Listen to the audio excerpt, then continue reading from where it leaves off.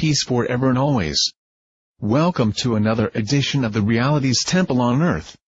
Your host is His Divine Masculine Brother Minister Louis Farrakhan.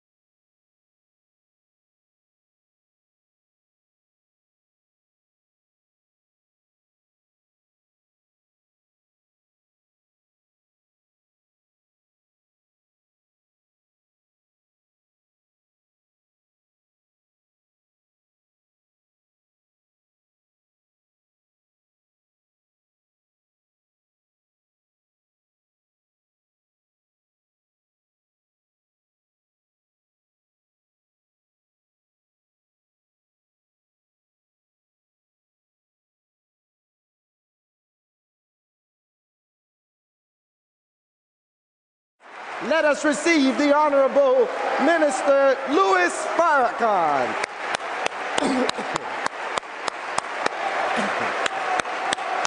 Allahu Akbar! Allahu Akbar! Allahu Akbar! That means God is the greatest. All praise is due to Allah.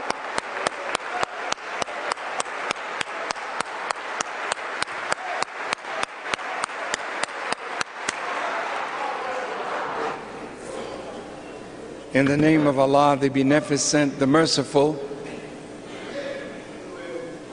we give Him praise and thanks for His guidance and His blessings through His prophets and messengers. As Muslims, we honor all of God's prophets. We make no distinction between them. We are taught that all of them come from the same eternal source, and at the root of all of the teachings of the prophets, it is the same. Whence comes confusion? Since God is not the author of confusion, but of peace, how come the religious community of the world is so divided and so filled with anger, hatred, and bitterness toward each other, when if all of the prophets that ever came to the people could come back, you would see one community of prophets of God that love each other, and you would feel the pain of the prophets, seeing how those who use their names hate each other and seek to kill each other over aspects of religion that they don't understand. I am so grateful to God for Moses and the Israelite prophets who gave us the Torah, or the Old Testament. I'm grateful to Allah for Esau, or Jesus, and his apostles who gave us the Injil, or the Gospel, or the New Testament.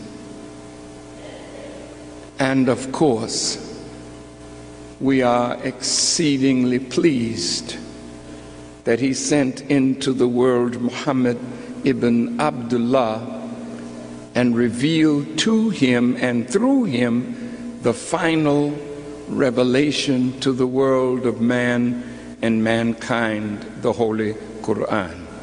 Peace be upon these worthy servants of Allah. I am before you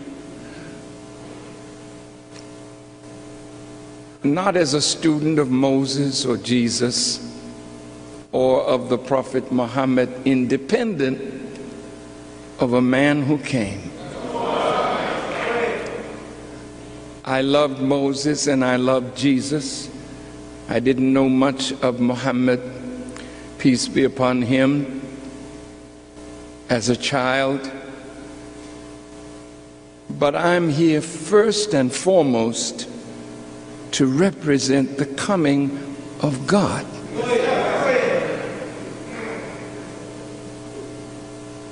And to remind us of his great love for us and his great mercy toward us, that he would not send a prophet, but would come himself. And because he came, we are here. And because he came and saw one among us worthy to meet with him, to be taught by him, to be raised by him, and missioned by him to a great people who once were a people but are considered by the prophets dead,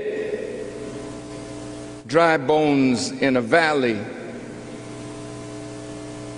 We once were a great people, but we are now all but completely destroyed. But a merciful God loved us, even though we did not have the sense to love ourselves. A merciful God thought enough of us, in spite of our foolishness, in spite of our ignorance, in spite of our being made other than ourselves by our open enemy. In spite of all of that, he chose us to be his own people, and that he would be our God and our defender, our protector. He chose us. Not because we were better than others. He didn't choose us to arrogate to ourselves that we are the choice and nobody else is. Whenever God chooses you, he has a purpose for your life. You can run from it only so long, but he will whip you into submission, as he did the prophet Jonah.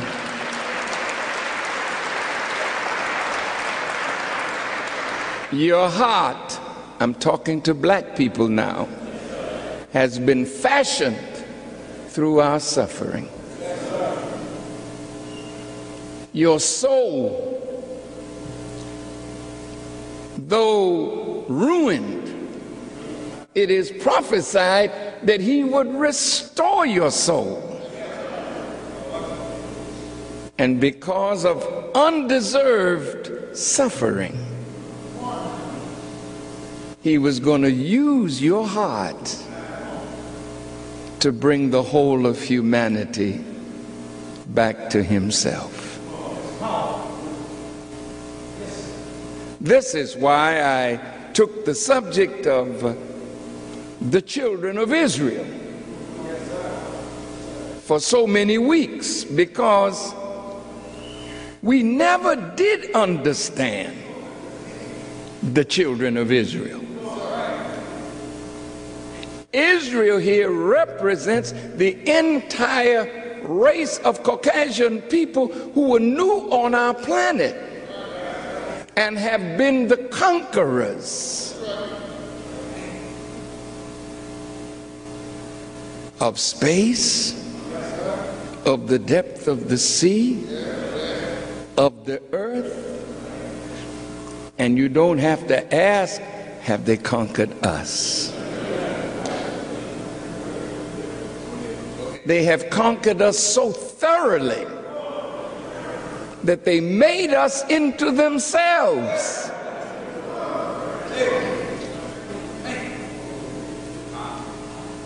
And we as a people are their children. And they treat us like that. And we act toward them like that. Do you have a job for me? I lost my job. Can I please have some welfare? Can you send me to school?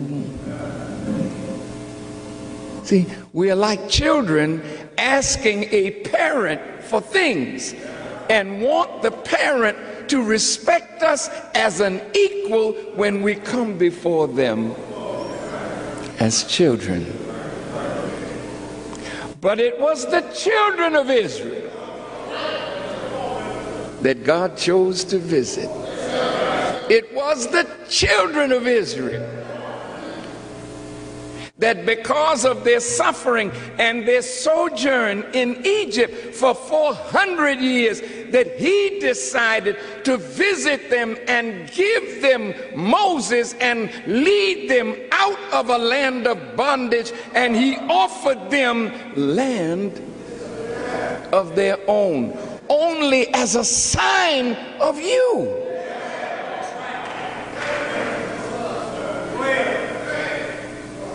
You have no land that you can call your own, and even though we've tried to call this one ours, they quickly remind us,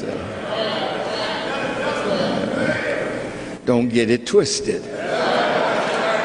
Just because we helped you to elect a black man to sit in the White House and we regret it totally, we just want to remind you that you are ours. A bad foster parent, too. You know, a parent that gives us the worst food to eat because we are not feeding ourselves. Well, give them the slop. Put a McDonald's, 10 of them, in a one-block area. Sure, that's a gross exaggeration. But the point is, you're living off of garbage. Your health is the worst of the American people, and you are in less than a third world condition. But the Quran says that God is going to make a messenger for you. And that messenger would be the Messiah. And he was going to teach that messenger, because everything had already been revealed through the prophets, but he was going to explain the meaning of the books.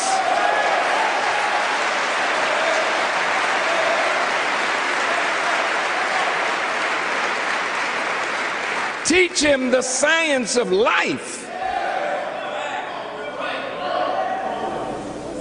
My God. And raise him, and through him raise us to the pinnacle of civilization. That's a great, wouldn't you say that's great news? Good news? But it's not only good news for black people. No. Because you're not to hold the news. You got to be a news teller. God doesn't raise you for yourself. He raises you for human beings who are suffering. So to make us wise is not to make us like our former slave masters, that we would mistreat the people, but to make us wise is that we would share wisdom with those who are deprived and be the cornerstone of a new government, the cornerstone of a new world, the world that all the prophets said would come about at the end of this world's time. Well, I thank Allah that we are at the end of this world's time. I thank him that he has come to set justice in the earth. And I thank him for this extraordinary human being that he chose to be a messenger Messiah to us. Yes, sir. The Honorable Elijah Muhammad.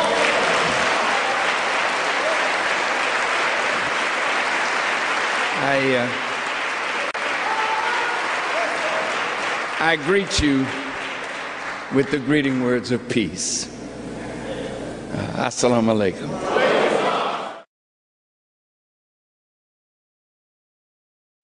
Now, let me say how happy I am that God would permit me to come before you one more time. I thank you for your honoring us with your presence and giving us some time out of your precious life to share with you something of wisdom that will benefit all who listen. I thank Allah for Brother Minister Ishmael Muhammad and the wonderful teaching that our brother has been doing.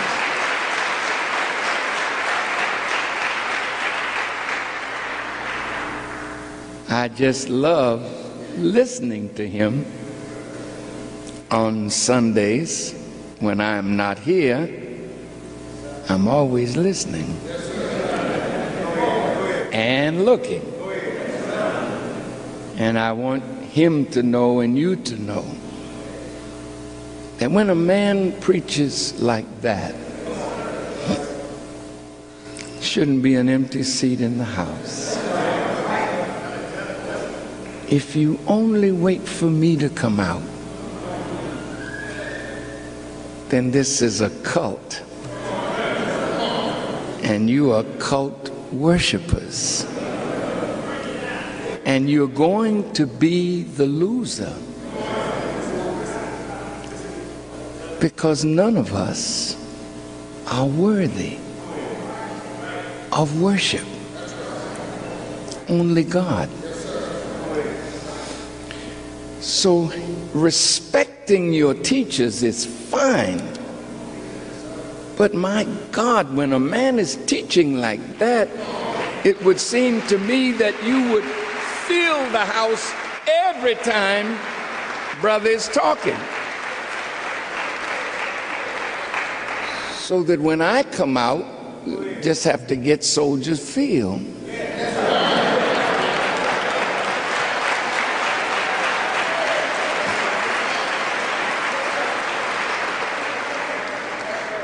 Today, to be very honest,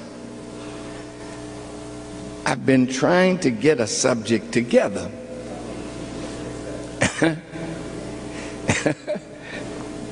And I haven't done that.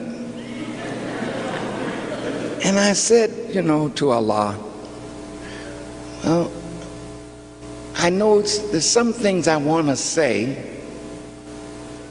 but the best thing that Honorable Elijah Muhammad told me when I used to write out every word of a radio broadcast, and I did that for 3 years, And one day he said, "Oh, no, brother." He said, "Just go stand up. Have an idea in your mind, but go and stand up and let Allah speak through you." So I find that the best subjects that I teach are the ones where I just stand up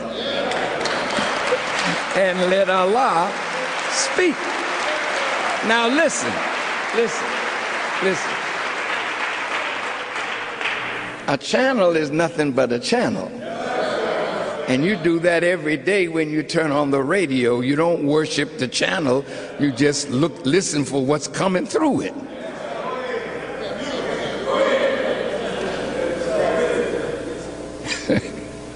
Well, your brother is a channel. And to prove this today, now I don't know what's on your minds, but Allah does. So sometimes you come, you have questions you want to throw at the minister. Well, you hold your question on your mind. That's all I'm asking you to do. If you got a question, just hold it. And if by the time I finish today, your question is not answered, well, okay then. I'll have to come back another time. And so will you. Now,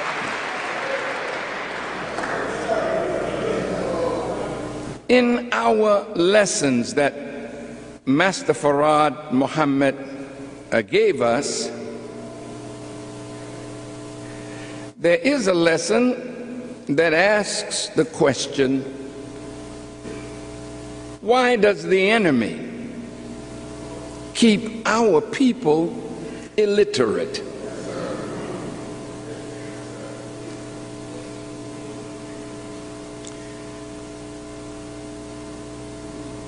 That's a question. Of course, if I asked, are you illiterate? You wouldn't answer saying, me, I am. But let me ask a question. How many of you have been blessed to have a college education and have a Bachelor of Arts, Bachelor of Science degree? Would you raise your hands? Hi. That's wonderful. How many of you have been blessed with further education to have a Master of Arts, Master of Science, Master of Business Administration, a master degree? May I see your hands? Less number. How many of you have been blessed to be a Juris Doctor, Doctor of Law, or a PhD, or a medical doctor? Would you raise your hands? Number much smaller. I heard on the news the other day that there are 5,000 PhD degrees that are working as janitors,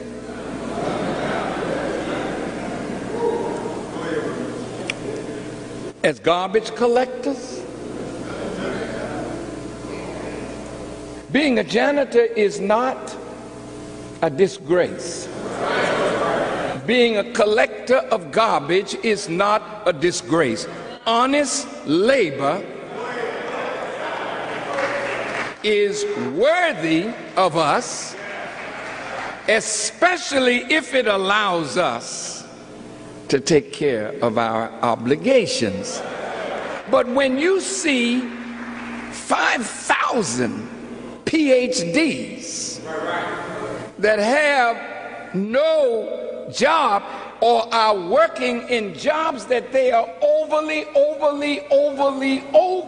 qualified for. How many of you here are in college and now hope to get your degree? Let me see your hands. Okay. Well, if the PhDs don't have jobs and you are hoping for a degree to do what? To do what? To get a job. Well, there are millions of Americans out of work. The president just lost spectacularly over jobs. And I'll tell you something, it wouldn't matter who is in the White House. Your job situation is really not going to improve. I don't mean to be a peddler of doom or gloom, but when you study the prophecies of these books, guided in the study by one who has been taught by God, then we know tomorrow's headlines before they appear. Let me give you an example that you're going to see in a short while. Stock market crashes. Worse than 1929. Well, you don't worry about that because you're not a stockholder. But look at the people that have put their hope in stocks. Another headline: dollar falls, hyperinflation, dollar worthless. What are you going to do when the dollar that you love and will hurt others for has no more value? You have gold, some of you, during the bling season. You bought a little gold and you bought a little diamonds, and people are telling you right now, bring your old gold. May I tell you, gold never gets old. So you want money, paper, that has no value over gold that in the 60s was $35 an ounce, is now over $1,300. Another headline coming up: gold at $2,000, $2,500 an ounce. Do you have an ounce somewhere?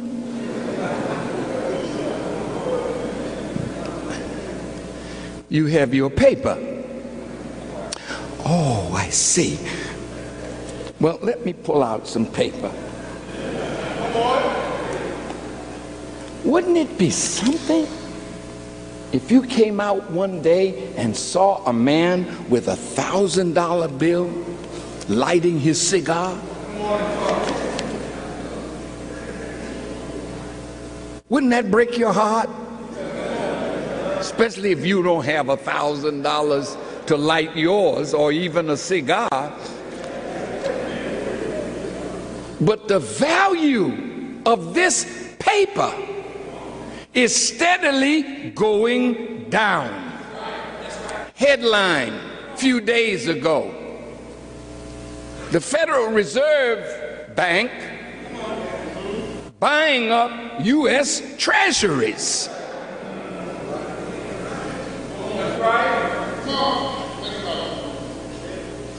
Look, Brothers and sisters, this is serious. Now, of course, you know the latest gossip. Jay-Z and J.C. Hammer having a fight.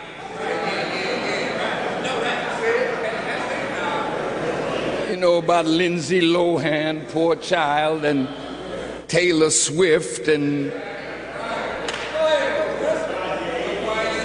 yes, and Kanye. You are up on all the garbage. You heard about Bishop Eddie Long, and that's been your conversation, and others. But what will be the future of America when private bankers buy up U.S. treasuries? Well, I don't know nothing about that. All I know is I know. And that's why you're in the right place today. Now,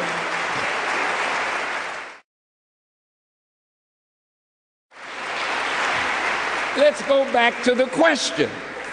Why does the enemy keep our people illiterate?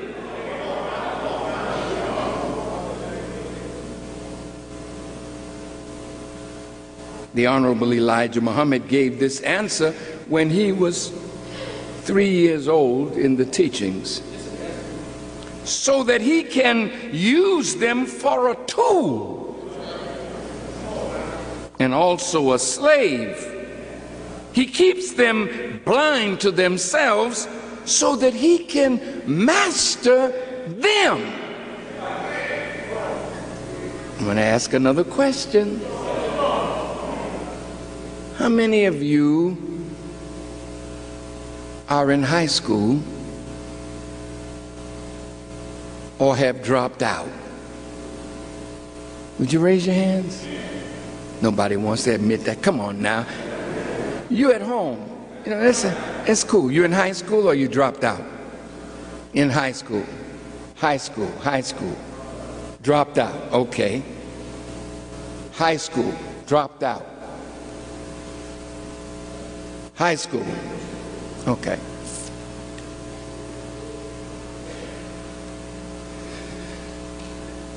Do you know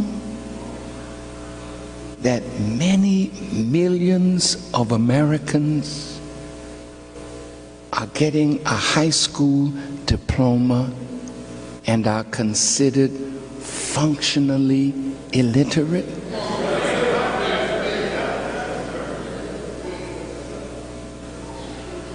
I'm not talking about a few people. I'm talking about millions. Now, if I am a functional illiterate, meaning I cannot read or write at the grade level that I got my diploma from high school on, but I can't write at that level, I cannot read at that level, but I'm out in the world now. Well, if I can't read, books don't excite me. If I can't read, then I am an oral person. So my ear is the most important instrument in my life, because it is through the ear that a word will come that will keep me ignorant. It is through my ear that a word will come that can start me growing toward wisdom. In this Bible,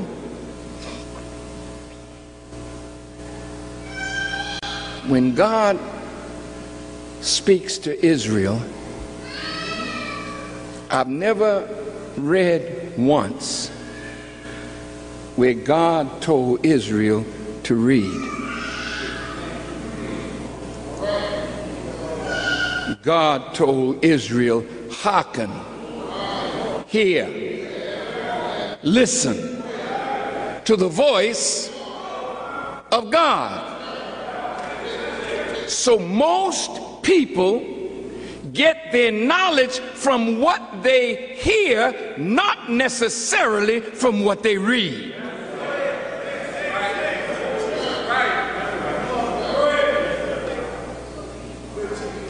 Now, knowledge is your birthright. Every human being should be gifted with the right to know self and the environment and the universe into which God gave us birth and life. For us to come out of our mother's wombs and be 20 years old, 30 years old, not able to read. Victims now of where we place our ears.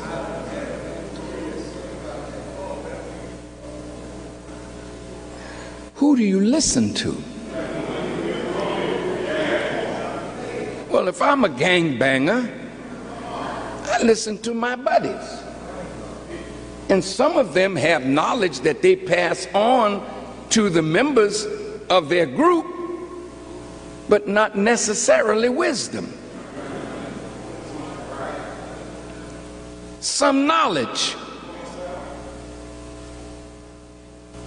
Well, if the leader knows more than the followers and the leader is ignorant, then the scriptures of the Bible are correct. If the blind lead the blind, both fall in the ditch. Now, in Chicago alone, nearly 50% of our children drop out of school.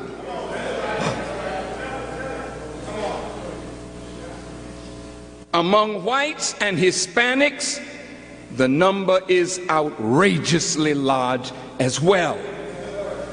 Now, they use sports figures and entertainment figures to tell you, stay in school.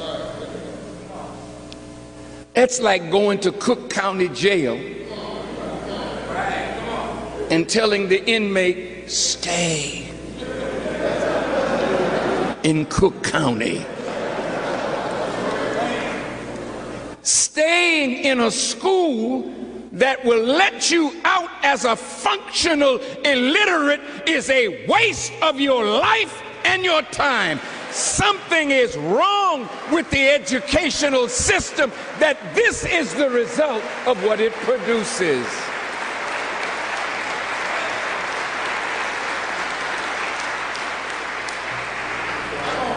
Well, look, if I turn on my radio, my ears and the air waves are feeding my brain cells, producing for me my mind.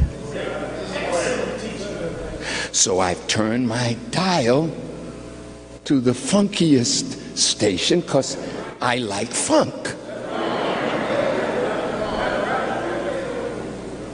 I mean, just the language should tell you you should stay away. When somebody is funky, you're trying to tell them, look, there's a bathroom here, take a shower, put a little deodorant on. You smell terrible. Well, when something is funk, of course, this is a terrible age that we live in because good becomes bad, bad becomes good. When something is funky, it's nice, it's right. It's just a messed up group of ignorant. ignoramuses that are being used as a tool. Let me see. Now, the jobs that used to be around for the unlearned, unskilled labor force. See, when I was coming up, men had jobs. You would see them with their lunch pail going out to work. Mommy was at home preparing the sandwich. Daddy and Grandpa, if you remember back far enough, they had a little job.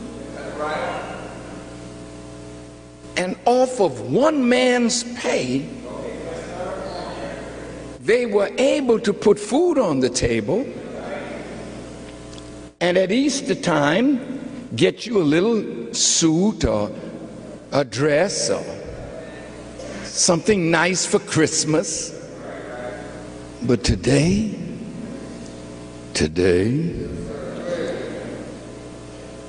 you have hardly nothing to look forward to. You can't look forward to a job because the jobs are not there. So how do you survive when you turn on your TV and you see all this wonderful stuff that is being offered right next to a food commercial? McDonald's as the chief programmer of your babies that are now telling you where to take them. Mommy, I want to go to McDonald's. And silly mommy, all right, me too. So you're living off of the garbage that is being fed to you. You call it fast food. But it's killing the American people. Well, I don't go to McDonald's. I go to where? Well, I go to the corner store because in the black community, it's called a food desert because there are not adequate supplies of fresh fruit and vegetables available. So you're eating out of cans, or you're eating really things that your health has been grossly and greatly compromised. Why does the enemy keep our people illiterate so that he can use them as a tool? A tool for what? What is a tool? It is an implement, an instrument or utensil held in the hand and used to form, shape, fasten, add to, take away from, or otherwise change something by cutting, hitting, digging, rubbing. But it is also a person used to accomplish another's purposes. All my young brothers here, 18 years of age, please raise your hand. 18 and up. All my sisters, raise your hand if you're 18 or up. Okay, now look. War is on the horizon. Another headline. Israel attacks Iran. America comes to Israel's aid.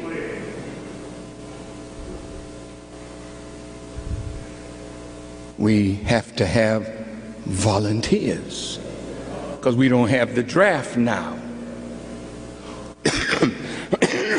Excuse me. Well, we got to make the armed forces attractive, like a Whopper.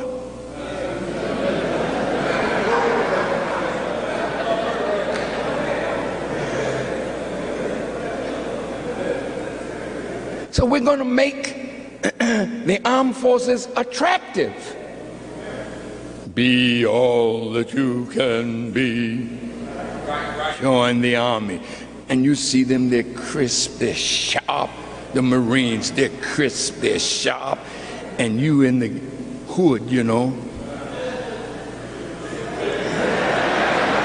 Sharp. I ain't got no job. I dropped out of school. This is a chance for me to get some money, see the world, and perhaps get an education. Yeah, that's the bait. You know, when you go fishing, you always hide the hook with the bait that the fish likes. So you join. You're in boot camp now. How many of us have been to boot camp? Now, okay, thank you so much. Sisters, you've been to boot camp too? Oh, you got the boot in your camp.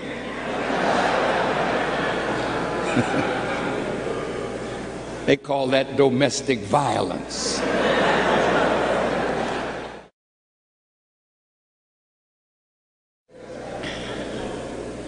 Now, we're smiling, we may be laughing, but gaining knowledge should be a pleasurable experience.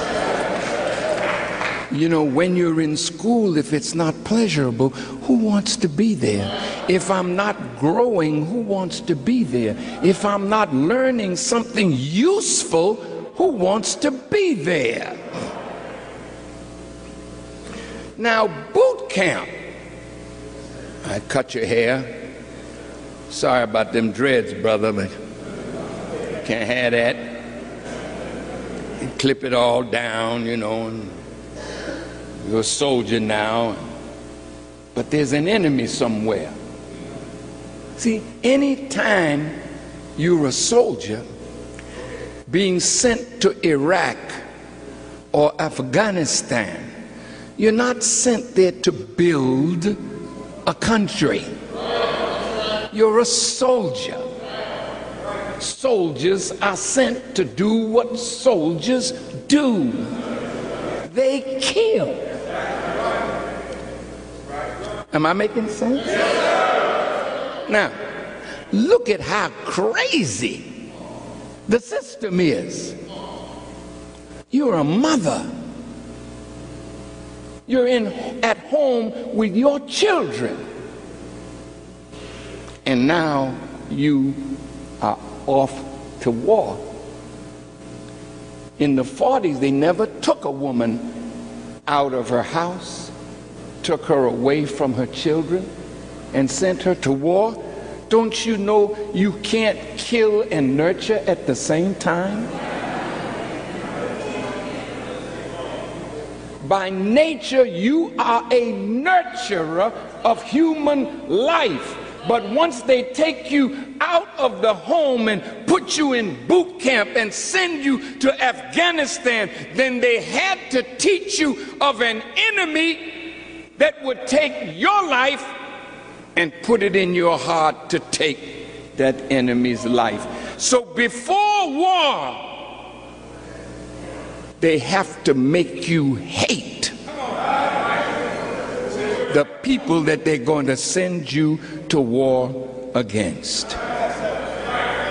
What made Muhammad Ali a great, honored, loved, and respected human being? Because when they asked him to step forward to join the army, he said, I'm not going. He said, the Viet Cong have not done anything to me. They never called me nigger. Wait now. That may sound simple, But somebody that does not respect your life is your enemy. So where are you going over there when your enemy is right here? See, so now, wait. But if I'm going to give you a job because you don't have one, don't know how to make one, I make the armed forces attractive. I make you a killer. I send you overseas. You do 1 tour of duty, 2 tours of duty, 3 tours of duty, and you come back home and there is no job. And you've been trained to kill. The economy falling apart. And the first law is survival. Look at where we live in the hood, man. You don't have an education that gives you an opportunity to be all that you could be. Columbus discovered America. I mean, come on. George Washington, he never told a lie, you know, sweet George. What are you being taught that you can actually use? Almost nothing. That's perpetrating a fraud to bring you to college and ask your parents to pay this kind of money, and then you borrow money from the government, and when you leave college and can't find a job, you have a debt to pay and no money with which to pay it. That's perpetrating a fraud.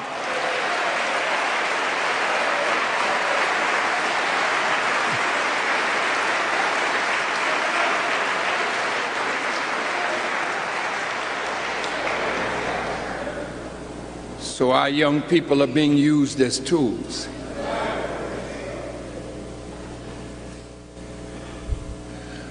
When the war was going in Iraq, and every day they would come on the news with the casualties. Did you notice the ages? 18, 19, 20, 22, 24. And on television they call them heroes. They died for our country. Is it the truth? I'm asking a question. Did they really die for the benefit of the country, for freedom, for justice, for equity? Or did they die for oil, for drugs, to give America power in the Middle East, to control the oil coming out of that region of the world? This is what you died for, but who can tell you the truth?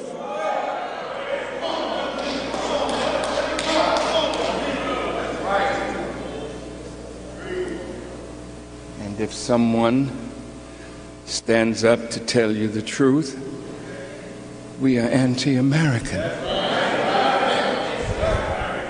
We are haters, when in fact we are the real patriots.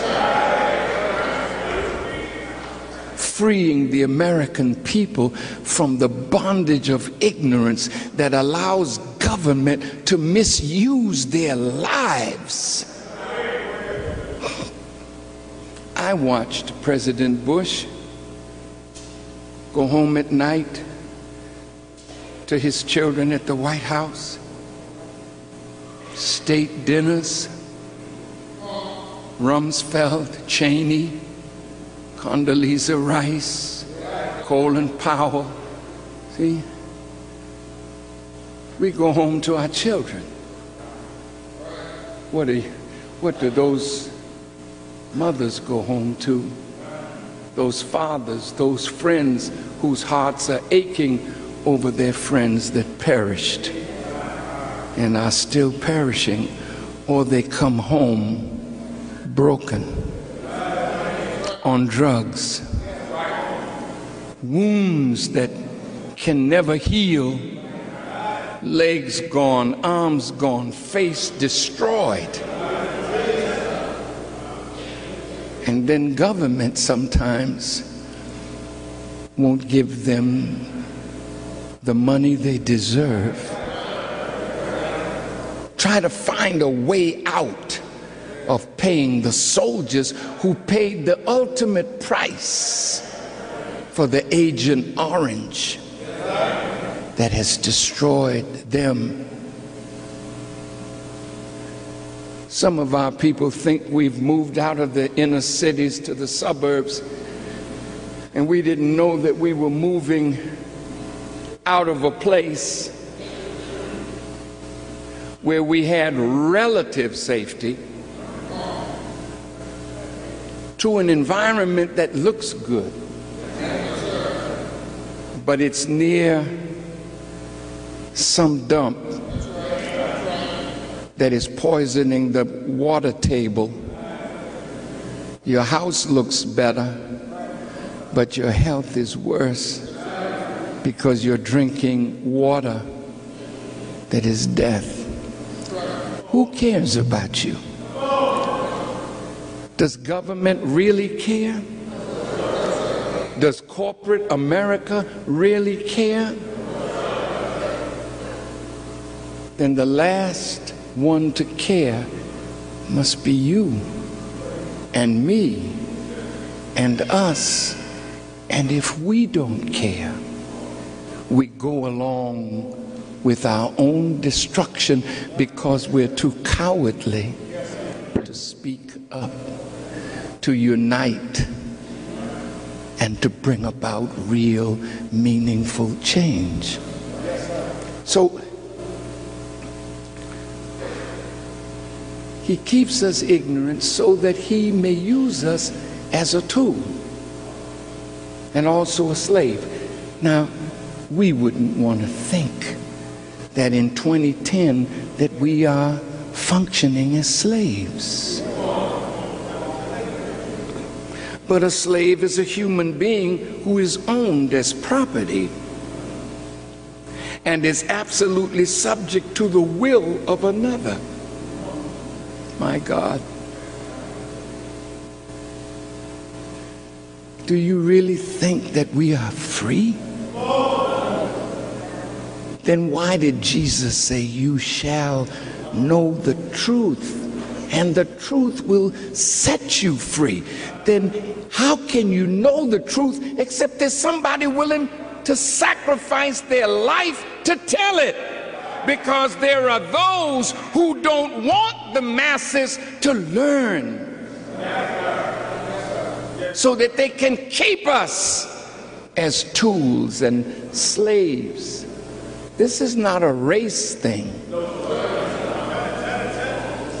There are white people that are in this condition. There are Hispanics. There are Asians. But we are the worst off. So the Bible says, "My people are destroyed for the lack of knowledge." Knowledge.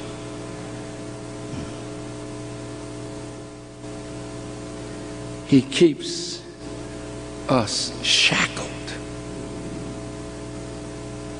It's a metal fastening, usually one of a linked pair. You know how when we get arrested and the arms are here and the feet are shackled? Can you walk good? Have you seen those that are arrested trying to walk? They have to put their hand on their head when they put them in the vehicle. I've never had that experience, but I know some of us have. And sometimes if they want to be real mean, they just push your head into the automobile. Some of you have had that experience. Shackled, man. But you know the worst kind of shackle is when you're supposed to have an education, and yet the education does not give you power to make a life for yourself. Those are serious shackles.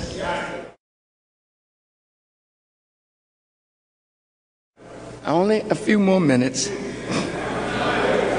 In the lessons and teachings of the Honorable Elijah Muhammad, he talked about the 85%, the 10%, and the 5%. Some of my brothers here may belong to the 5% nation. This may not be the subject that you thought you were going to hear, but it may be the subject that you need to hear. Because the blight of ignorance that is on the people is so shackling them. I was not feeling well for the last few days. I laid in my bed and I turned the television, and there was Jerry Springer.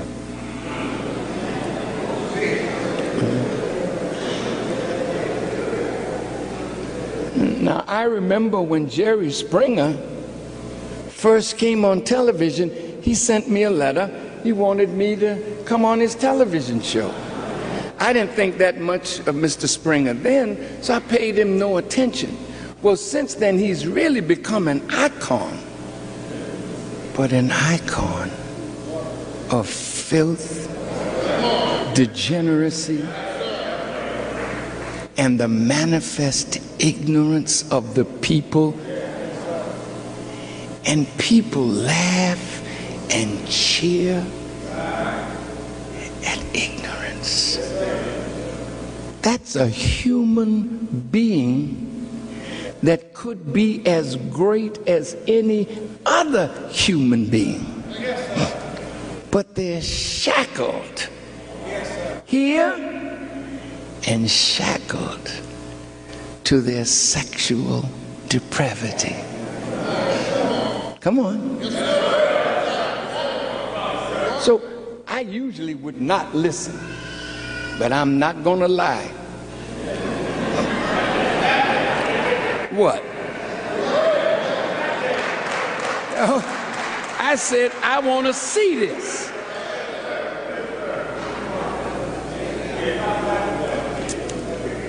A beautiful, she could have been Hispanic, but or dark, more dark-skinned Caucasian. They were featuring strippers.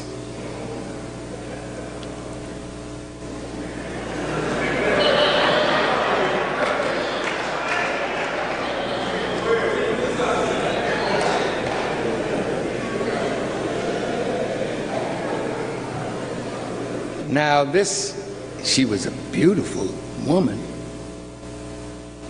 and she walked and came down the pole and did her stuff. And for the whole hour, she was off to the side, just showing her wares. While the people coming on to talk were strippers who got outstripped by somebody who took their boyfriend or whatnot, and then they start fighting and the people in the audience, Jerry. I said, man, no, but what I was looking at is madness that's making money for a few at the expense of the mental state of the American people. If you don't demand better, you will never get better. And right after that, Maury Povich came on. Now, I really had to keep my dial there, because there was a beautiful black sister who swore that this brother, she was looking for her baby's daddy. And he showed up on the Maury Povich show with 2 other women claiming he was their baby daddy. May the Lord have mercy on us, boy, I'm telling you. This is madness. The poor girl, her baby was 18 months old, and she'd been looking for the father, found him on the Maury Povich show.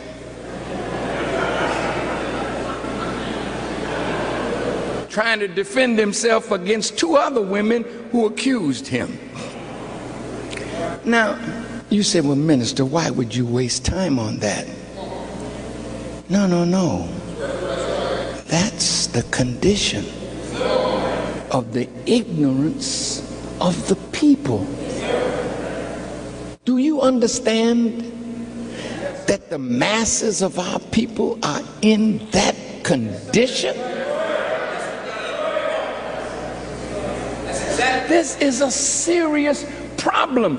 When you call yourself in a democracy, you're supposed to be an enlightened electorate that knows how to choose people to serve your self-interest.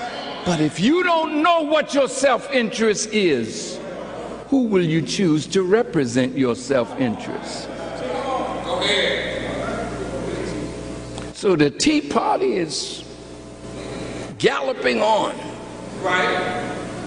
And the American people think that Obama has taken their country. Poor fella. The country has been taken, all right, but it's not by Obama. Obama has not offered to buy the U.S. treasuries. America is so in debt that the Federal Reserve can offer to buy U.S. treasuries and print money and put money into America's sick economic system, and the stock market goes up as the wealth of America goes down. Brothers and sisters, this is serious. 85% of the people, black, white, Hispanic, Asian, Jew, Gentile, 85% are uncivilized. When you got a woman that will get on television and just pull down her garment and show her breasts, that's not civilized. When they used to show you Tarzan in the jungle and you saw some people running through the jungle with no clothes on, what did you think of them? Oh my God, how uncivilized. Now you stripping. You say, I'm not a stripper. The heck you are not. You don't care anymore. There's no sense of decency and shame. You can walk around with a thong, call yourself going to the beach. Ain't that a beach? No, I said a beach. A beach.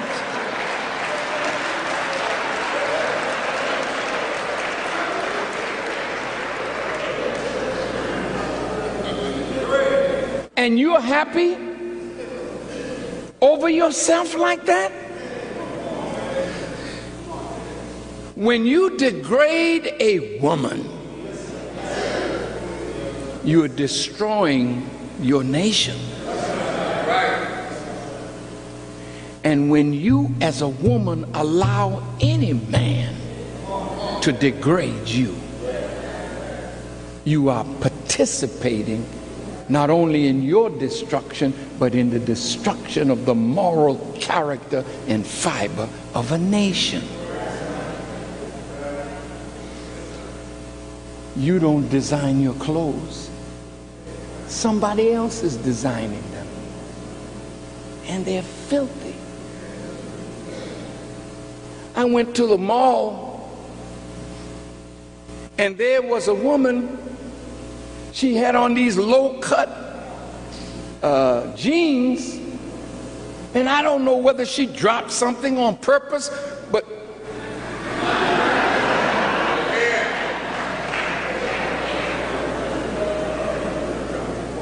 I'm embarrassed.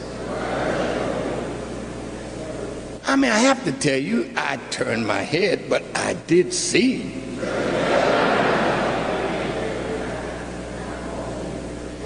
But some of you like that kind of attention. When men look at you like that, in that lustful, suggestive way, you feel your power as a woman, but you feel the misuse of your power. Because your real power is between your ears, not between your legs.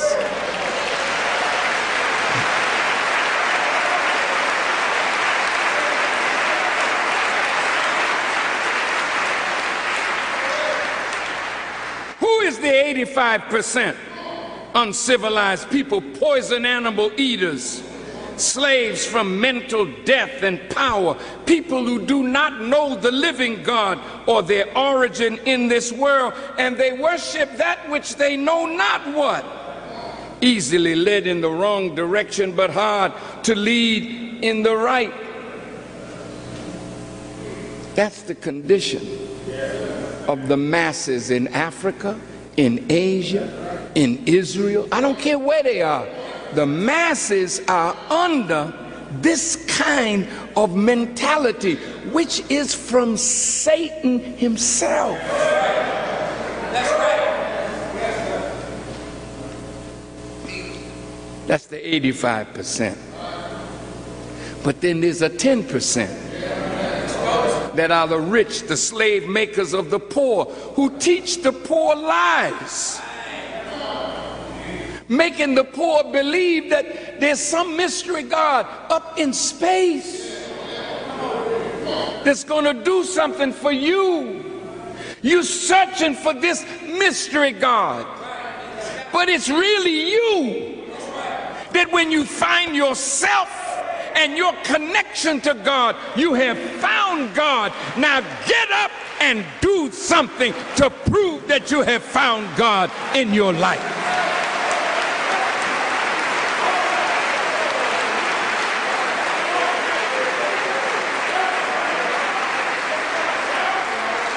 These are known as the bloodsuckers of the poor. I'm almost finished.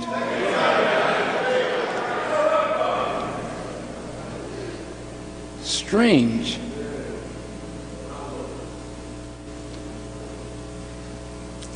That the only time a command was given to read was in the revelation of this book, Quran.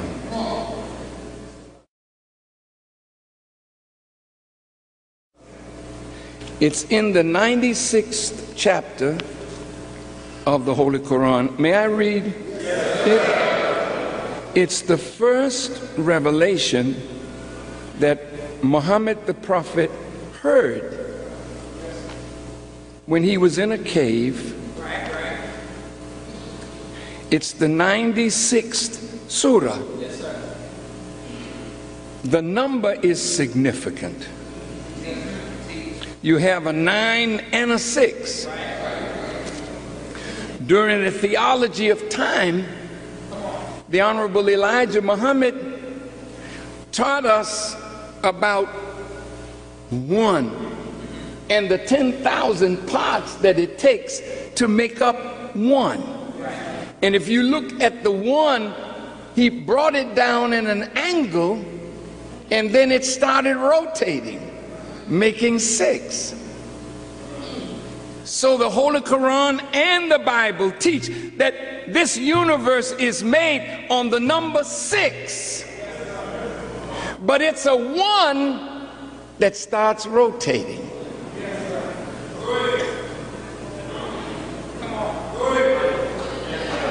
Now just listen, just listen. This 96th surah is called Al-Alaq, the clot. And it reads like this: in the name of Allah, the Beneficent, the Merciful. Read. In the name of thy Lord, who creates man from a clot. Read. And thy Lord is most generous, who taught by the pen, taught man what he knew not. Those are the first verses that Muhammad heard. You can't find that anywhere. In my reading of the Bible, I always hear, listen, the word of God. But here, a command is given to Muhammad, read. And it says, Muhammad said to the voice that he heard, but I can't read. And Allah never said, oh, I understand. He just said it again, read.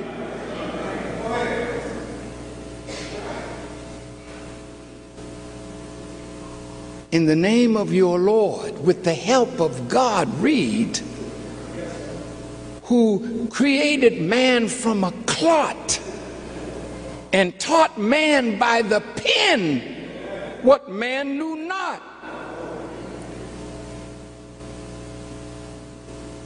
If you refuse to learn to read,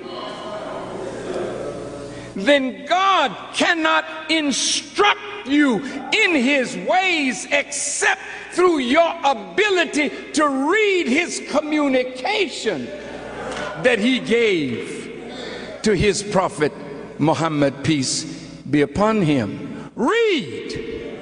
That's an order from God. Read, but there was no book. So wait.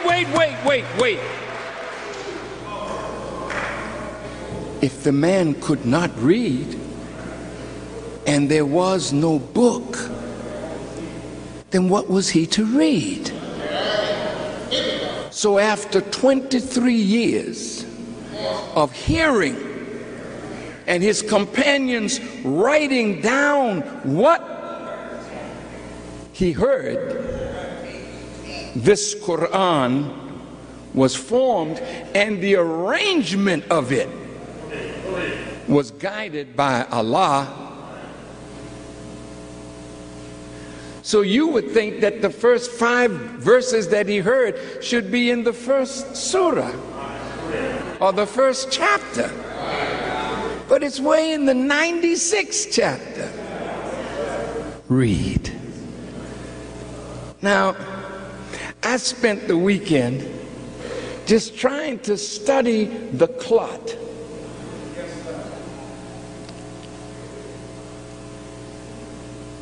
And I'd like to share with you what al-alaq means in Arabic. Not that I'm an Arabic scholar, but I'm telling you what the Arab scholars say. Say, well, why don't you know Arabic? Well, my people don't know it. So, why would I come to you speaking Arabic and you can hardly speak English? So Allah never sends a messenger, but he sends that messenger delivering the message in the language that the people understand. Otherwise, you would call God stupid.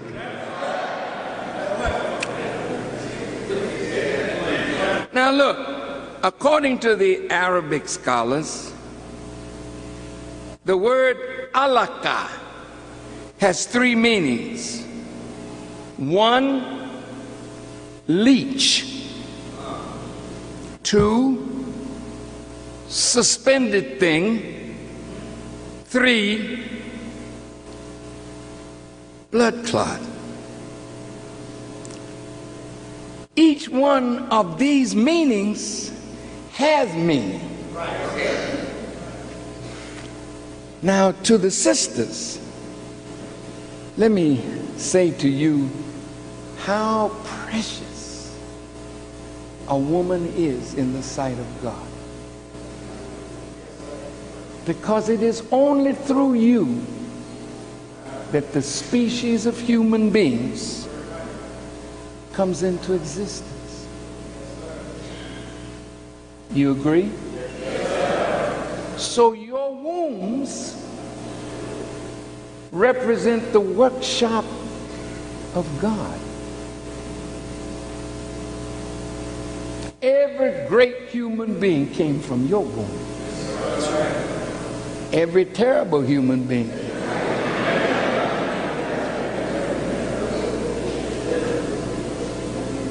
And wouldn't you hope to produce a human from your womb that would bring pleasure in your life, that God himself would be pleased with? Well, there's a way to do that. You don't lay down in the back of a truck, but you can. And sometimes luck up on a nice job. From the back of a truck, my son was conceived.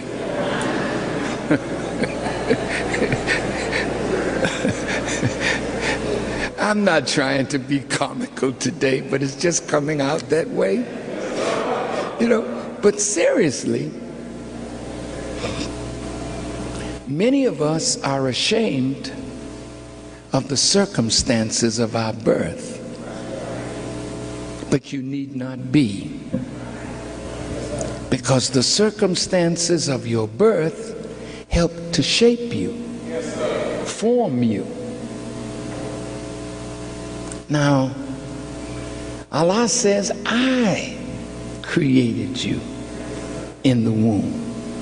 See, not your mother, not your father, God. Now, the Honorable Elijah Muhammad says, and there's an argument, when is life in the womb? Because they're trying to make it seem easy to you to abort life. I want to say before I go any further, to any sister in this audience who is watching by television or whatnot,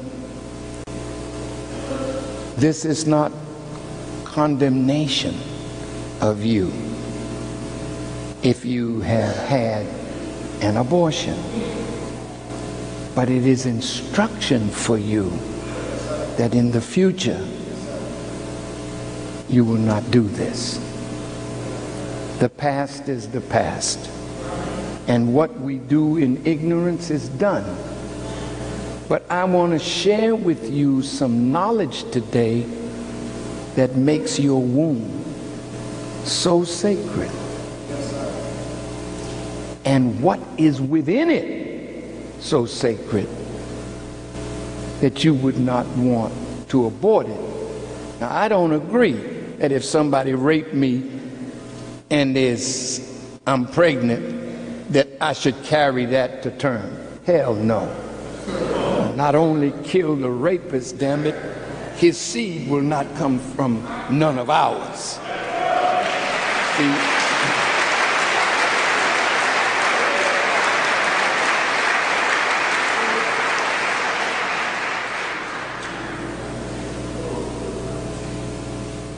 No, some murders are justified. You just have to know when. But just to have sex and find out we're pregnant and not want the embarrassment of a pregnancy or the strain and pain of a pregnancy, so you kill what is in the womb because the government says it's okay.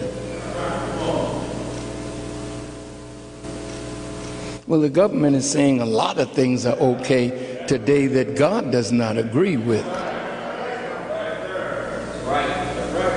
Sisters, from the moment that sperm meets that egg, the first cell of life begins. That's all right. It's someone fainted.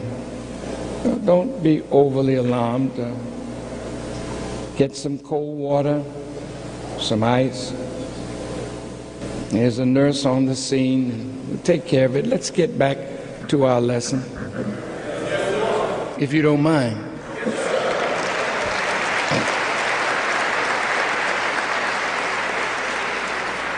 Now, since you can't help her, whoever fainted, help is there. So where should your attention be? On the word. Now,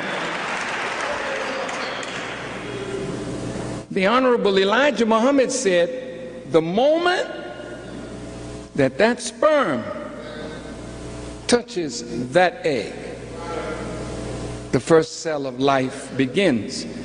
You wonder what happens to the rest of the sperm, since there are hundreds of millions sometimes emitted, but only one can do the job. Some die in the vaginal tract because they're not strong enough to make the journey, but the few that make the journey, only one can fertilize the egg, and the others become food for the newly fertilized egg. God wastes nothing. Well, what about those that died? They were unworthy to live. And wait a minute. How dare you say something like that, minister? You have to be worthy to come to birth, because life is a journey that has many ups and downs. Life is not easy. So in order for you to be fit to run the race of life, God starts the selection process when the sperm is emitted into the vaginal tract. Are you understanding me?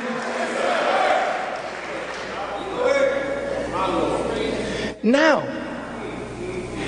I had a picture of a clot that had something that looked like tentacles coming out of this clot. These tentacles are that which this refers to as the leech. You know, there are leeches in life. I'm sure everybody has met one. And some of us have become one. But a leech is that which attaches itself to a host and feeds from it to grow its own life. So when you see leeches on the flesh of a human being, the leech has to be kind of pried away because it's not willing to give up the suction. So they apply fire and sometimes other instruments to pull the leech away. This anatomy is such that the body wants to reject a foreign entity. So this leech-like activity of the first life cell, it starts rotating, the Honorable Elijah Muhammad taught us, in the triple darkness of the womb. Now just think of a clot, a cell of blood turning in the darkness of your womb. How does it turn? What is the axis upon which it turns? See, showing you that there's light in the darkness of the womb. There's electricity in the darkness of the womb, so that first cell of life, as it rotates, it has to rotate on an axis.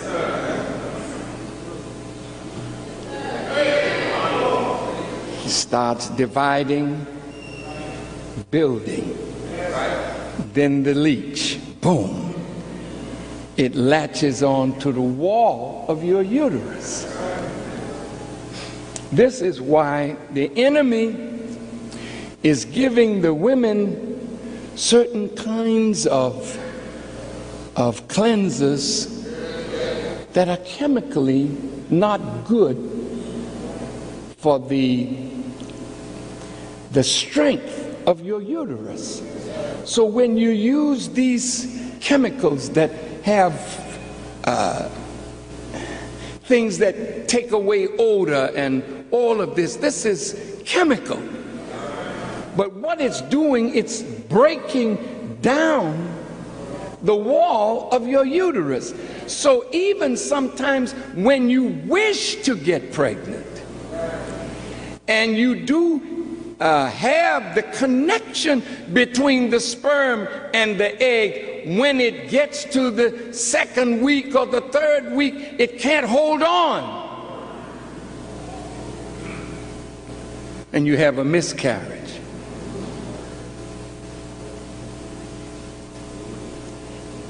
Once that lump of congealed blood is formed, it's a very ugly looking thing. I'm not going to ask a question about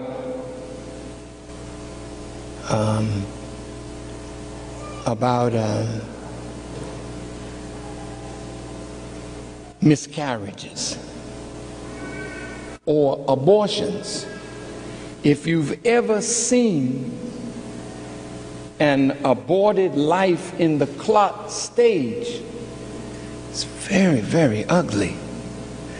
And the reason you have to use some kind of instrument to take that life away from the uterus is because it's holding firm. The Quran calls it, it's finding a firm resting place. Isn't that beautiful language? Now it's growing. It's life. But if you take it in that stage, you take it in its ugliness of form. But if you allow it to stay, to turn, it becomes a life that you can hold and nurse, enjoy, and watch it grow.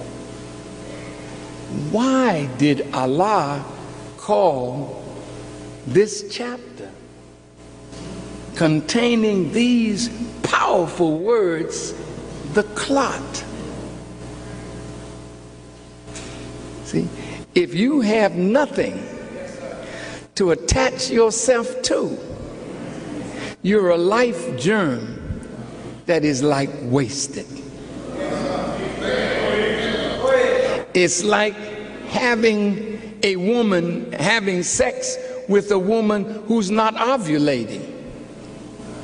Well, you got something out of it, but not life.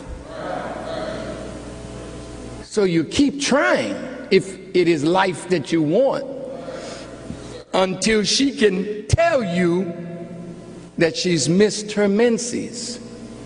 Well, where did the blood go that we're used to seeing every 28 days? Where did it go? It became a part of the process of the growth of a new life. You are such a magnificent creation.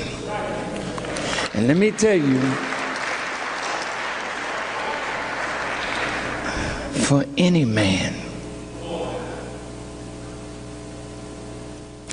to make you think that your only value is his pleasure and not the pleasure of God, then that is an ignorant man that is destructive of civilization. You are who we measure civilization by. We don't measure it by the man, it's by you. So when you're decent, when you're highly civilized, when you're articulate, when you know how to walk, when you know how to sit, when you know how to talk, when you keep your voice moderate, when you know how to be you, nothing more beautiful than you. But you spend so much money on the outside and not enough money on the inside. I'm coming to this. A leech, a suspended thing,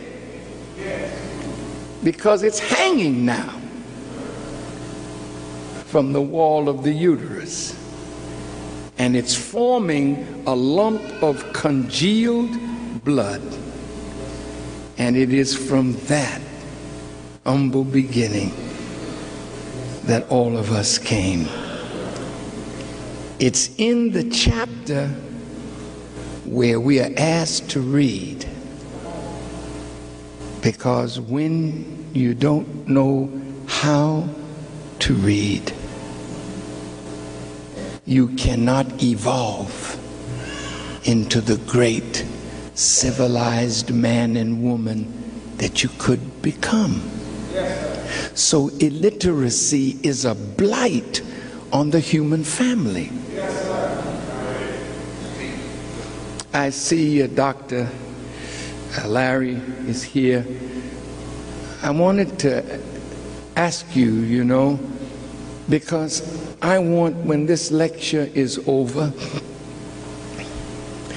I wanted to ask those of us not to be ashamed if you don't read well. That's not for you to be ashamed of. It's for the society to be ashamed of an educational system that can turn you out as a functional illiterate. Does that make sense? So I wanted to ask Dr. Larry, is it possible to set up a reading class at night that will allow believers and non-believers who don't know how to read to come here to Muhammad Mosque and learn the value of this first command that God gave to Muhammad? Read. Dr. Larry, can that be arranged? We can do that? Thank you, sir. Do you know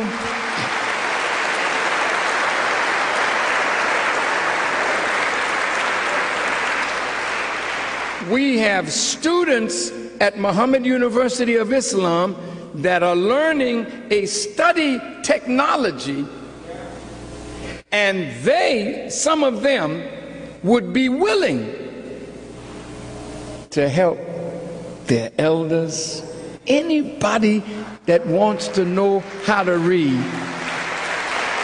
We will not permit us to go on in life illiterate. Now I close.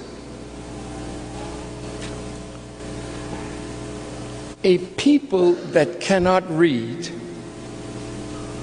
are as ugly in their development as a clot is in the ugliness of its development.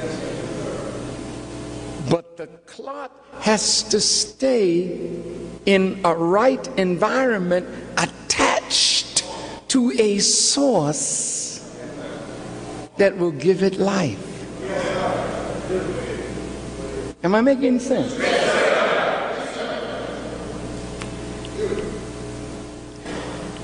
If there is no attachment, if you're not attached to your school, and we lose attachment, I mean, why would you drop out? I'm not attached to that. Because that may not be attached to you. But here, see, we love you.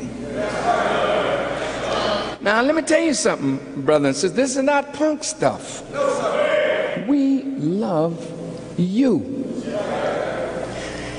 And what we hate is the ignorance that disallows you from realizing your full potential. In this Quran, I close with the 7th surah, the 157th verse. It's about a prophet.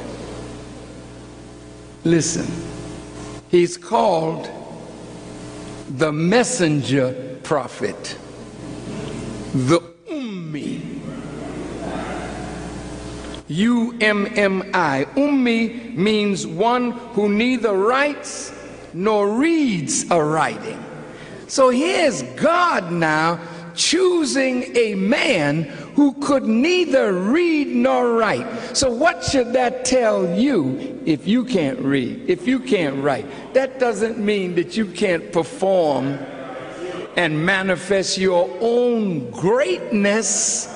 If God chose a man through whom he gave this supreme revelation, who could neither read nor write, but yet taught, and now has 1,600,000,000 followers, most of whom read and write and have become the scholars that have set the world on fire.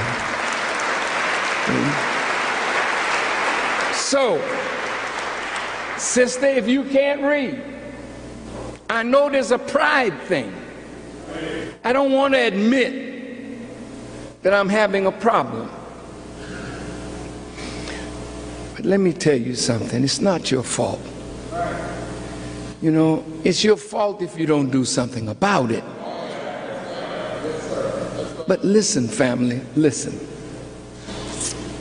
Do you know, when I was a youngster in school, about 72 years ago,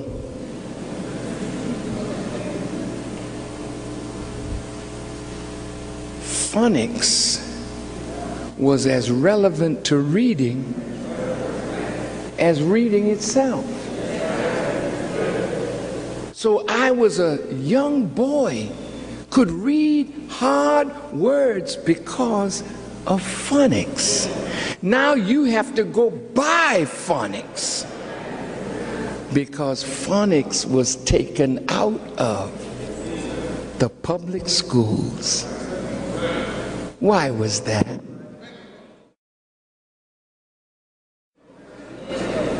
See, the enemy knows that anything you want to learn in this life, it is somewhere written in a book.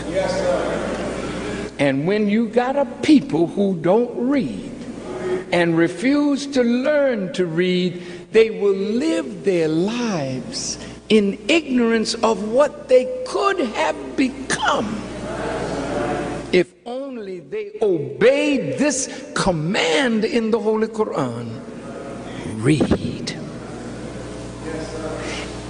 Now, wait a minute. Let's take a moment to look at Prophet Muhammad. Peace be upon him. When the angel Gabriel spoke to him and said, read, his words were, I can't read. That didn't stop the angel from saying it again, read. In other words, don't tell me what you can't do. I'm giving you an order. Read. Now, when God gives you an order, if you're any kind of soldier, shouldn't you obey a righteous command? What did God ask the prophet to do except read? But the prophet could have said to him, look, man, there's nothing here to read. What are you talking about? Suppose I tell you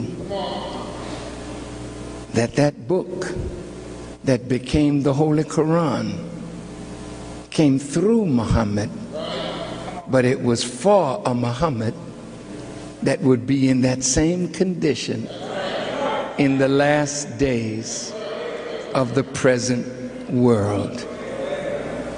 The children of Israel would receive an Ummi messenger prophet Messiah, a man that could neither read nor write, a man from the hills of Georgia, a man that had to sharecrop. And some of you from the South, you know what I'm talking about. You couldn't go to school when it was cotton picking time. You young people don't know that, right? Bring up this book, The Secret Relationship. I just want a copy of it so I can, I have mine in the back room if somebody would go in my case. And oh, you have it. Oh, bless you, Brother Farrakhan. Now, of course, if you can't read, it's not interesting. But we put this book out, The Secret Relationship Between Blacks and Jews. This is not for hate. Listen to me.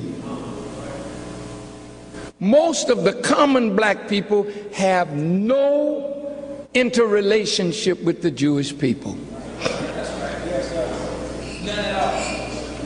They don't own the shops anymore that we used to have a relationship with them because they own the shops. Well, the shops are closed. It's gone on to other things. So you have no real relationship. But if you're a football player, a basketball player, a baseball player, if you are a singer, a dancer, a rapper, a musician, somewhere along the line, you're going to meet with a Jewish entrepreneur who want to be your manager, your agent. Talk to me.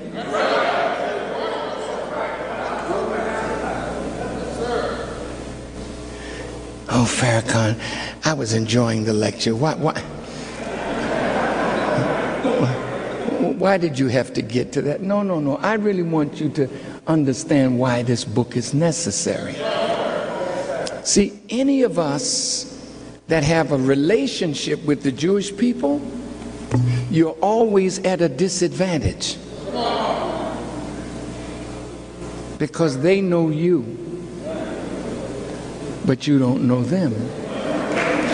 So when you are dealing with a people that you don't know, and they're dealing with an entity that they do know, they always have the upper hand with you in any negotiation, contract negotiation.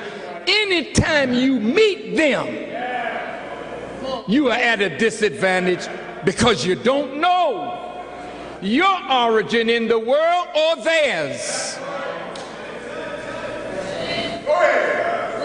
But when you come here, it's not about hate. It's about removing ignorance that allows others to use you as a tool and also a slave, to keep you shackled to ignorance. See? Now, if you can't read, oh, this book is so valuable. Well, it ain't the Holy Quran. Nobody will help you when you read it. It's not the Bible. But I can take passages out of the Bible and Quran that if you understand this, it will deepen your understanding of just one ayat or verse of the Quran. Now, to those Jewish people who are watching by television, listen, I know you don't like Farrakhan. I understand. But I'm not a hater of you. I know how you got where you are. I know how you became who you are. Not that I knew it, I was taught it by a man that was taught by God. And I cannot help. I can't go back on that knowledge. I can't act as though I don't know when I do know. So you see, when a con man knows that you know the game, the con man can't con no more. If you like to play dice and you load your dice on your unsuspecting dice players, once they find out that your dice is loaded, they load up their weapon and load you up with lots of caps. So the point is, we want to live in a world free of con. We want to live in a world free of tricks, free of lies, deceit, treachery. And the only way we can live in a world that's like that is that we have to become imbued with knowledge, love knowledge, have an insatiable desire for knowledge, and that means we must become readers. So let's look at this.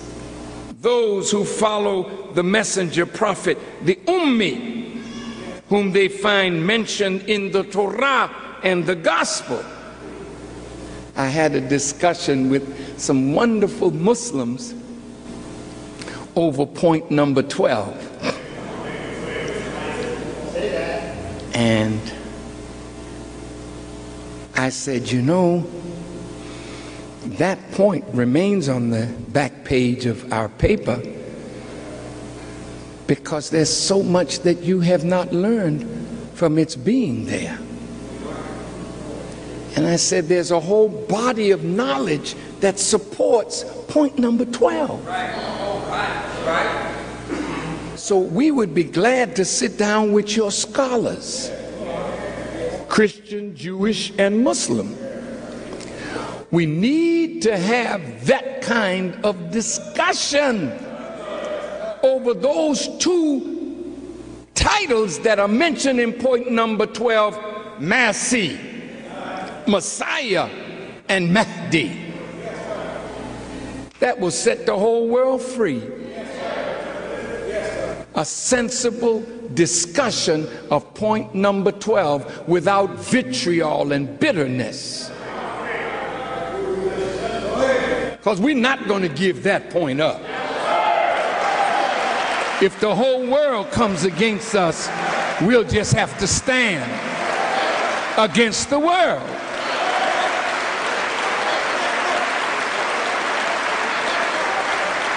We know something, and we are willing to prove the something that we have been blessed to know.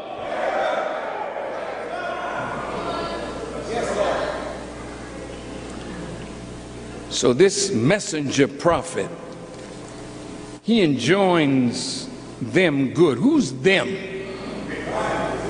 That's the children of Israel. And forbids them evil, and makes lawful to them the good things, and prohibits for them impure things, and removes from them their burdens and the shackles which were on them. So those who believe in him and help him and follow the light which has been sent down with him, these are the successful. Don't you want to be successful with your life? It's the only life you have. Don't you want to use the time that God has blessed you and me with to make ourselves successful in what we desire to do and be of good? Of course you do. Well, okay, what are you willing to sacrifice to be successful? I wanted to play the violin. Well, I really didn't want to. My mother wanted me to. But after I grew to love it, she never had to force me to practice. I drove her crazy. Practicing 5, 6, 7, 8, 9, 10 hours a day sometimes. What did I sacrifice? See, when you want to be great in life, it's something you have to give up.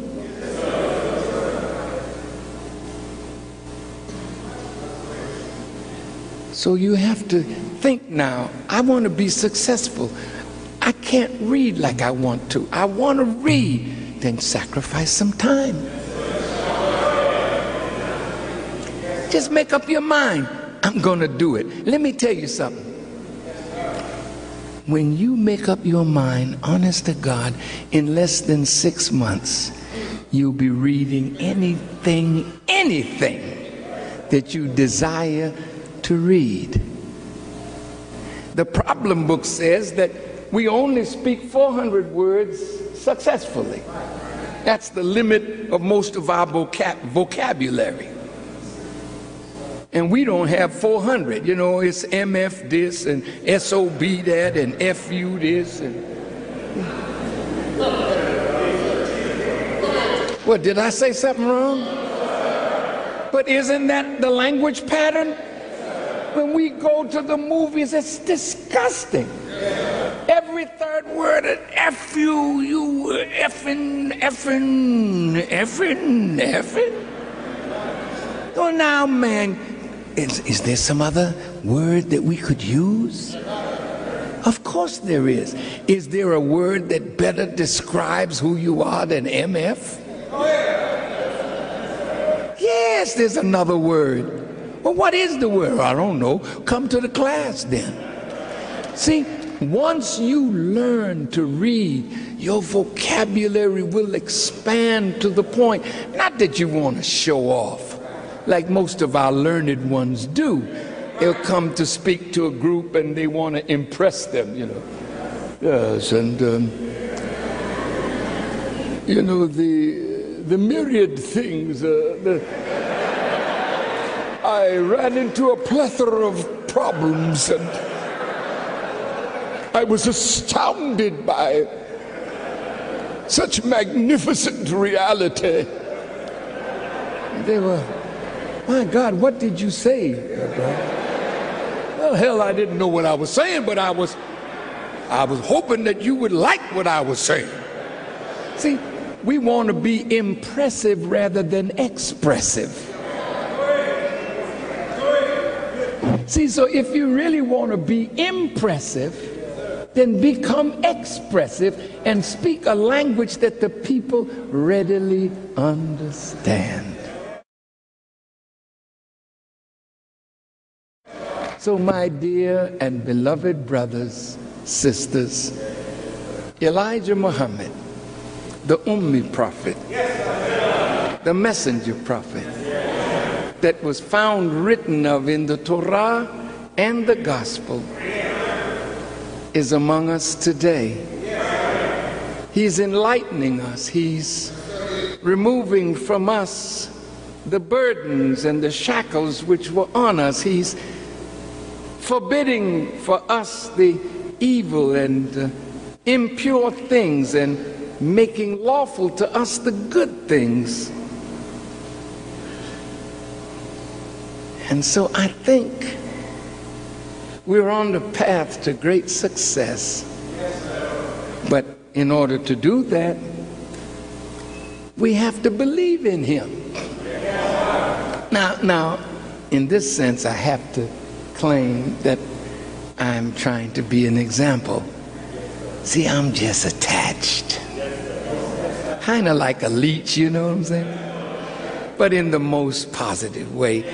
I'm attached to the lifeline of God and his Messiah. Now look, wait now. Wait. When you have that attachment, see, now naturally, once you start getting attached, somebody wants to detach you from that to which you are attached. You go home and say, man, I was at the mosque today and I heard Farrakhan, that hater, that bigot, that anti-Semite, that anti-Christian, he's not a real Muslim, you know. And just as you were getting attached.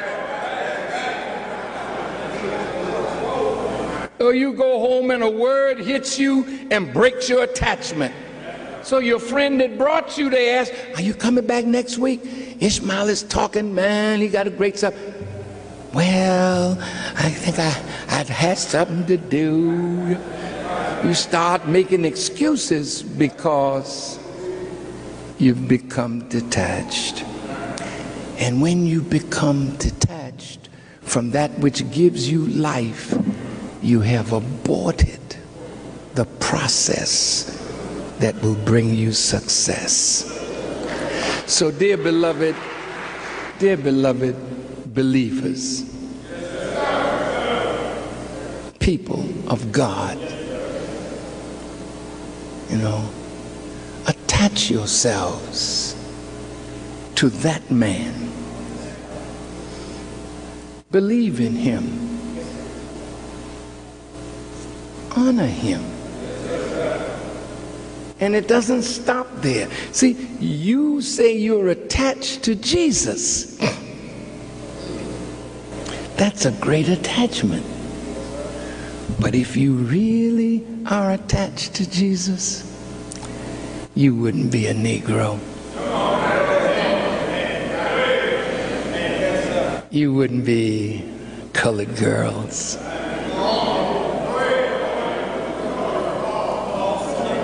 See, if you're attached to Jesus, the word nigger could never come out of your mouth. Because Jesus don't make niggas.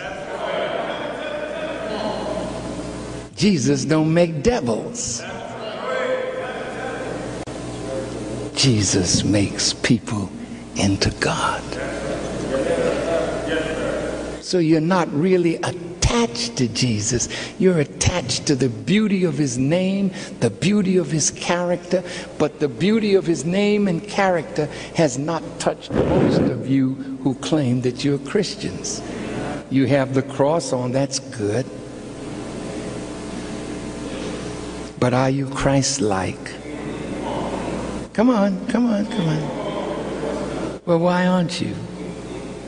Why aren't you Christ-like? It's because there's no example of what being Christ-like is. You have some wonderful preachers who are trying to be that, and we applaud them and honor them.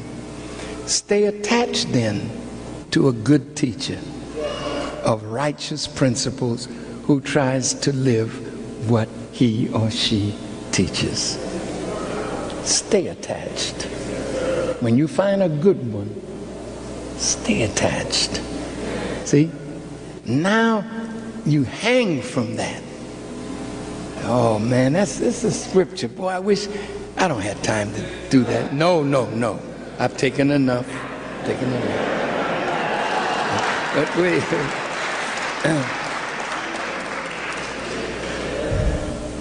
If you stay attached, you'll see yourself forming into a new creation.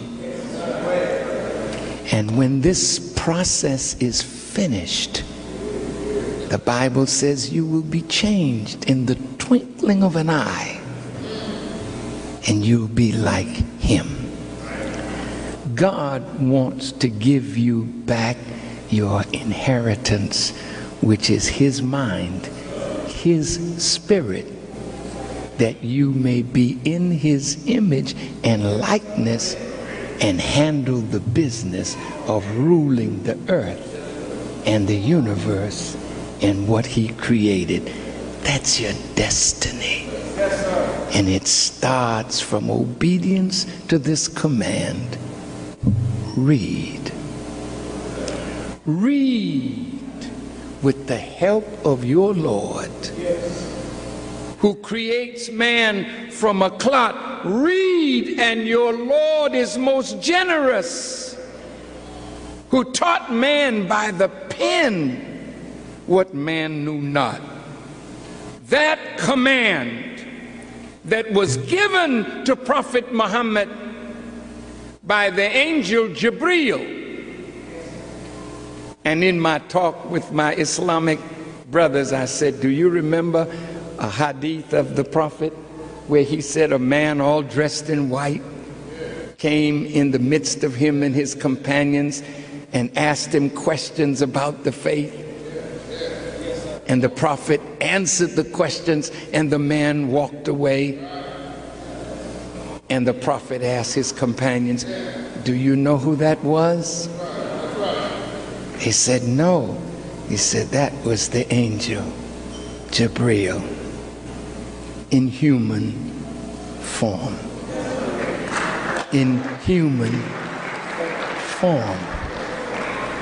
So when Master Farad Muhammad came to Elijah Muhammad, he offered him this book, but he offered it to him in Arabic and told him, read.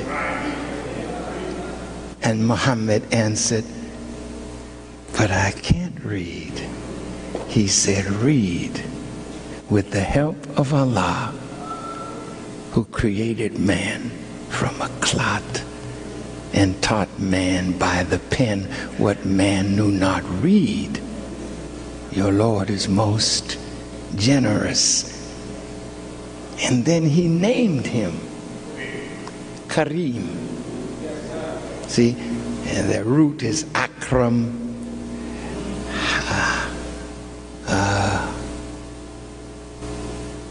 From the word Akram, Kareem, you get noble, generous, honorable.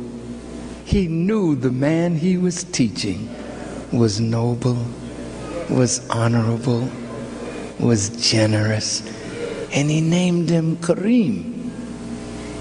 And in the end, when he was about to go, he asked his ministers, well, you have chosen some to teach you. Would you allow me to choose one for you? They said yes. And Elijah Kareem was in the back of the room, and he called him forward, and he said, hear him. He gave him the name Muhammad, the Ummi messenger, the Messiah to the children of Israel, that we may be children not of Israel, but the sons and daughters of God himself. Thank you for listening, and may Allah bless you. Assalamu alaikum.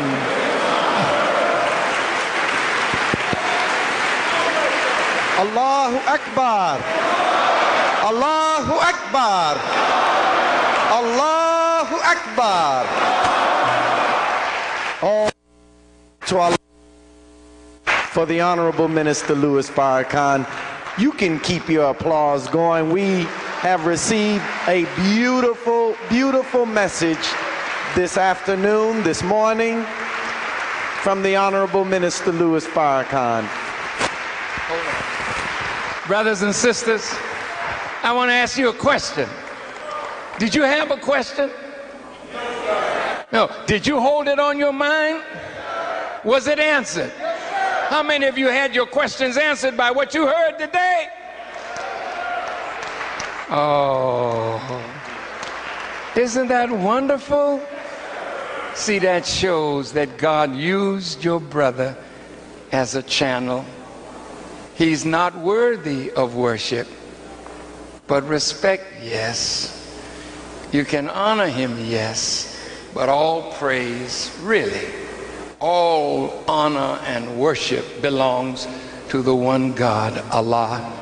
He has no equal, no rival. And that's who we want you to fasten your love on, is Allah. And when you do that and attach yourself to his Messiah, grow. Thank you for answering that question. You were truthful, weren't you? May Allah bless you all. And you know what would make me real happy? What are you going to teach next week, Ishmael? Oh, you've given me a lot. Truth. Well, look, I'm telling you, if you really respect and love what you heard today, this young man, son of the Honorable Elijah Muhammad, I want you to, I don't want you to promise me. I just want you to make up in your mind that you want to hear more. And you come back and hear this young man. Oh, and we got some fireballs around here that, oh boy. And guess what? You're one of them too. All you got to do is get your attachment, keep on growing, and before you know it, you'll be so beautiful that the whole world will accept you in the best of civilized society. Thank you for honoring me this day with your presence. Assalamu alaikum. Thank you, sir.